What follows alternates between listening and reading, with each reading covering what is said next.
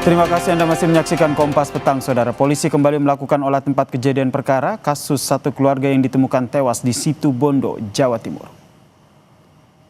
Olah TKP lanjutan dilakukan untuk mengumpulkan bukti dan juga petunjuk tambahan. Tim Inafis dari Polda Jatim melakukan pengukuran, pendokumentasian, serta pemeriksaan detail di setiap ruangan rumah korban.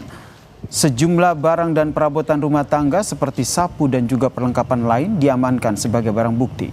Untuk mengungkap kasus kematian satu keluarga di Situbondo, polisi telah memeriksa 4 saksi. Kapolres Situbondo AKBP Rezi Darmawan bilang polisi juga masih menunggu hasil otopsi 3 korban. Sebelumnya, Saudara, 3 korban yang merupakan ayah, ibu dan juga anak ditemukan tewas di dalam rumahnya di Dusun Watu Ketu, Desa Demung, Kecamatan Besuki, Situbondo, Jawa Timur. Belum secara utuh, kita masih menunggu ini. Masih menunggu gambaran lengkapnya dari pihak RSUD ya, di RSUD ya.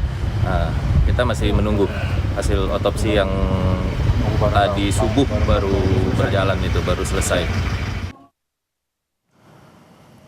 Setelah otopsi di Rumah Sakit Umum Abdur Rahim Situbondo, Saudara, jenazah satu keluarga yang ditemukan tewas di rumahnya dimakamkan.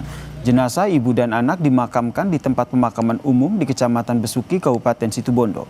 Sementara itu jenazah sang ayah dimakamkan di kampung halamannya di Pamekasan, Madura.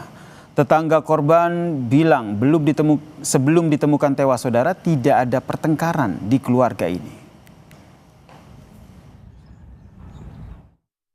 Ada pertengkaran sama sekali. Atau masalah pribadi mungkin? Masalah pribadi tidak ada. Tadi kedatangan jenazah langsung dimakamkan atau bagaimana, Pak? Nah, masih disolatkan dulu di musola.